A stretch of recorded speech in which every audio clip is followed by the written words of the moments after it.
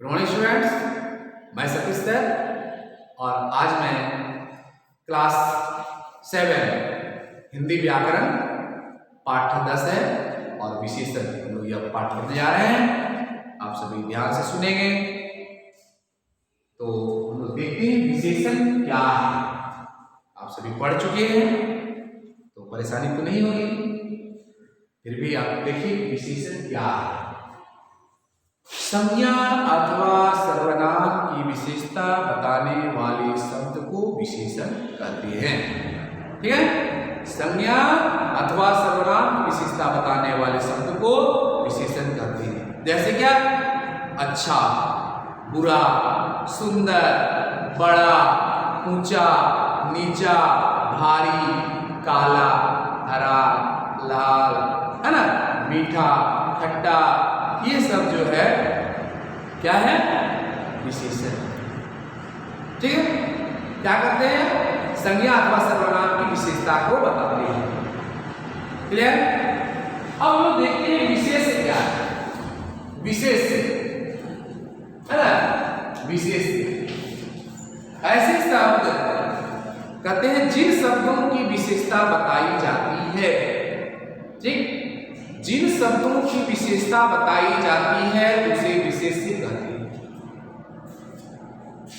बंदर के बारे में बंदर की विशेषता बताई गई, घोड़ा की विशेषता बताई गई, अर्थात जिसकी भी विशेषता बताई गई वह विशेष्य होगा। काला बंदर, ठीक है, तो किसकी विशेषता?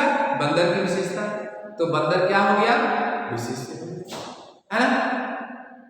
ठीक है, जिसकी विशेषता बताई जाती है वह क्या हो जाएगा? विशेष्य होगा। तो विशेष्य और विशेषण। तो अब आगे हम लोग देखते हैं कि विशेष्य में इसमें विशेष्य में जिन शब्दों की विशेषता बताई जाती है उसे विशेष्य कहते हैं। ठीक है, जैसे काली सड़क, यहां सड़क विशेष्य है क्योंकि सड़क के बारे में बताई जाती है, तथा काली क्या हो जाएगा? विशेषण हो जाएगा। ठीक है, अब हम लोग देखते हैं विशेषण के भेद। विशेषण के भेद प्रकार 4 हैं। पहला है गुणवाचक, गुणवाचक विशेषण। दूसरा है संख्यावाचक विशेषण और तीसरा है परिमाणवाचक विशेषण और चौथा है सार्वनामिक विशेषण। सार्वनामिक विशेषण। अब हम सब इन भेदों को देखेंगे उदाहरण सहित। तो गुणवाचक क्या होता है कि ऐसे विशेषण, ठीक है, कहते हैं जो विशेषण किसी संज्ञा या सर्वनाम शब्द के रंग, रूप, आकार, प्रकार, गुण, दोष, स्थान, दिशा, स्वाद, गंध, स्वभाव आदि से संबंधित विशेषता का बोध कराता है, उसे हम क्या कहेंगे? गुणवाचक विशेषण कहेंगे। ठीक है, तो क्या हुआ? इसको हम लोग छोटा में क्या परिभाषित इसको कैसे करेंगे कि जो विशेषण शब्द विशेष्य है ना गुण दोष का बोध कराते हैं उसे क्या कहेंगे? गुणवाचक विशेषण कहेंगे। और गुणवाचक विशेषण के गुणवाचक विशेषण शब्द निम्न ऐसे हैं, जैसे हम लोग कहेंगे कि गुण दोष, कि वह दानी है, क्रोधी है, बुरा है, सच्चा है, शांत है, न्यायी है, ईमानदार है, बेईमान है। स्थानवाचक नीचे, ऊपर, है ना, बाहर, भीतर, आकार से गोल है, चौड़ा है, चकोर है, लंबा है, मोटा है ना। अब देखिए अवस्था दशा तो कहते घना है, है, स्वस्थ है, पतला है, पीला है, रोगी है, अमीर है, रंग में लाल, हरा, काला, नीला, पीला, ये सभी गुणवाचक होते हैं। समय दैनिक, प्रातःकालीन, है ना, प्रातःकालीन, नवीन, प्राचीन, ये सभी समय है ना। स्वाद गंध कैसे आया इसमें, कि यह कहते हैं फीका, फीका, मीठा, खट्टा, है ना। अन्य भी हैं, आगे देखिए। तो हम लोग देख लिए। अब हम देखते हैं कि संख्यावाचक विशेषण की परिभाषा क्या है। तो संख्या तो निश्चित भी होता है, अनिश्चित भी होता है ना। तो ऐसे विशेषण, तो क्या संख्या का अर्थ क्या होता है, गिनती। संख्या का अर्थ क्या होता है, गिनती। तो जो विशेषण सब संख्या संबंधी विशेषता प्रकट करते हैं, जिस विशेषण से हमें संख्या का बोध होता है, संख्या का पता चलता है, उसे हम संख्यावाचक विशेषण कहते हैं। ठीक है, संख्यावाची विशेषण। जैसे मुझे 4 गमले दे दो, है ना, मुझे 4 गमले दे दो, मुझे 4 गमले दे दो। तो 4 क्या है, संख्या है ना। अब कहते हैं कि संख्यावाचक में गणना में 1 2 3 4, है ना, 2 गुना, 3 गुना, 4 गुना, यह भी है। पहला, दूसरा, तीसरा इसी में आता है, दोनों, तीनों, चारों इसी में आता है ना। इस प्रकार हम संख्यावाचक करते हैं। तो संख्या क्या होता है, वह निश्चित भी होता है और अनिश्चित भी होता है ना। तो निश्चित और अनिश्चित क्या होता है, संख्या, संख्यावाचक का दो प्रकार, निश्चित संख्यावाचक और अनिश्चित संख्यावाचक। तो निश्चित में क्या होता है, ये निश्चित संख्यावाचक में निश्चित संख्या का बोध होता है ना। और इसके भी 5 भेद में निश्चित संख्यावाचक के, जैसे गणनावाचक में दिया है 1 2 3 4 5 से, आवृत्तिवाचक का बताया गया, पहला 2 गुना, 3 गुना, 4 गुना, है ना। क्रमवाचक का बताया गया कौन सा क्रम है, पहला, दूसरा, तीसरा, चौथा। समुदाय में बताया गया कि दोनों, तीनों, चारों, पांचों, है ना। और प्रत्येक सूचक में इसमें पार्थक्य बोधक में से करते हैं, है ना, एक जाति के हर वस्तु के सूचक। इस प्रकार आगे देखिए, हम लोग देखते हैं परिमाणवाचक विशेषण। परिमाण क्या आता है, माप, परिमाण, माप। ऐसे विशेषण देखिए क्या बताया गया कि संज्ञा और सर्वनाम शब्दों की मात्रा और माप आदि की जानकारी देने वाले शब्द परिमाणवाचक शब्द, परिमाणवाचक विशेषण कहलाते हैं।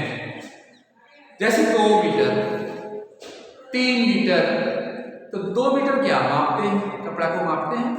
3 मीटर हम लोग क्या वहां भी नापते हैं, है ना। 2 किलो तौलते हैं, है ना, 2 किलो। ये क्या निश्चित है ना, अनिश्चित मतलब थोड़े से चावल, तो वहां क्या है, अनिश्चित संख्यावाचक है, अनिश्चित परिमाणवाचक होता है। तो यहाँ ठीक अनिश्चित संख्यावाचक, अनिश्चित परिमाणवाचक और निश्चित परिमाणवाचक और अनिश्चित परिमाणवाचक।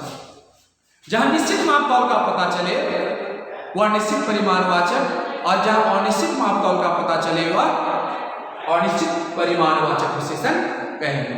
2 प्रकार हो गए, उनके 2 भेद हो गए। अब देखिए सार्वनामिक विशेषण। तो सार्वनामिक विशेषण में क्या होता है कि जब सर्वनाम, ध्यान से सुनेंगे, जब सर्वनाम विशेषण के रूप में प्रयोग किए जाते हैं तब उसे सार्वनामिक विशेषण कहते हैं। सार्वनामिक विशेषण को संकेतवाचक विशेषण भी कहते हैं। कहते हैं यह घोड़ा बहुत तेज भागता है, तो यह घोड़ा, तो क्या करते हैं, इशारा करते हैं, संकेत करते हैं कि यह घोड़ा बहुत तेज भागता है, संकेत करते हैं, इसलिए उसको संकेतवाचक विशेषण कहा गया। तो यह शब्द क्या हो, संकेत। मेरा खिलौना सबसे सुंदर है, मेरा खिलौना सबसे सुंदर है, तो यहां भी संकेत कर रहे हैं, है ना। वह लड़का पढ़ रहा है, वह लड़का पढ़ रहा है, संकेत कर रहे हैं, तो वह शब्द भी वहां क्या हो जाएगा, संकेतवाचक हो जाएगा। तो हम लोग देख लिए, हो गया। अब हम लोग क्या करते हैं, प्रविशेषण भी होता है ना।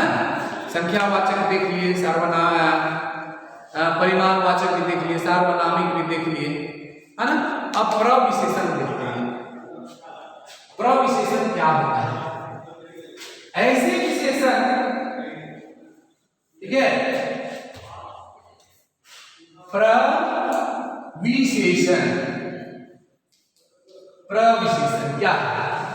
तो आप सभी जानते हैं कि ऐसे विशेषण जो विशेषण शब्दों की विशेषता को बताते हैं, विशेषण शब्दों की विशेषता को प्रकट करते हैं, वह प्रविशेषण कहलाता है ना। रजनी अधिक गुणवती है, रजनी गुणवती है, लेकिन यहां बोलते हैं अधिक गुणवती है, तब क्या होगा, अधिक शब्द जो है वह प्रविशेषण होगा। राजेश बड़ा मूर्ख है, अगर राजेश मूर्ख है, एक होता है राजेश मूर्ख है, अगर कहते हैं बड़ा मूर्ख है तो बड़ा हो जाएगा, बड़ा शब्द जो है वह प्रविशेषण होगा, ठीक है। तो अब हम लोग विशेषण भी देख लिए। विशेषण शब्द की जो है, विशेषण शब्द इतना हो गया। विशेषण शब्द की तुलना भी करते हैं, तीन तरह, उसमें तीन तरह से तुलना किया जाता है। मूलावस्था है, उत्तरावस्था है, उत्तमावस्था है। तो मूलावस्था, उत्तरावस्था, उत्तमावस्था क्या होता है, तो ऐसे विशेषण शब्द का प्रयोग केवल, ध्यान से सुनना है कि ऐसे विशेषण शब्दों का प्रयोग केवल व्यक्ति अथवा वस्तु के गुण दोष आदि को प्रकट करने के लिए किया जाता है। इसमें किसी की किसी से तुलना नहीं की जाती है।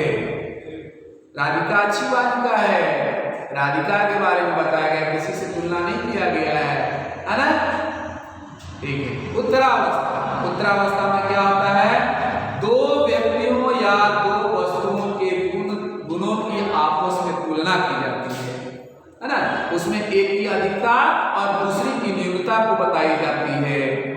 उत्तमावस्था में भी वही होता है ना।